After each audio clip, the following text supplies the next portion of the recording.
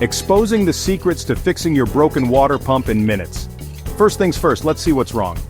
Is your pump not turning on at all or just making noise without pulling water? Check the power supply, ensure the fuse isn't blown and there are no loose wires. Use a tester to check the connection. Next, check the impeller.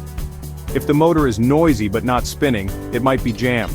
Open the pump casing and try rotating the impeller manually. If it's stuck, use WD-40 spray or clean it gently to remove any blockage. And watch out for overheating. If your pump runs and then stops, the capacitor might be the culprit. Replacing it is simple, just swap the old one with a new capacitor of the same rating. Now let's test the pump. Turn it on and check if the water flows properly. And there you go, your pump is working again. If this helped you, don't forget to like this video and subscribe for more repair tips.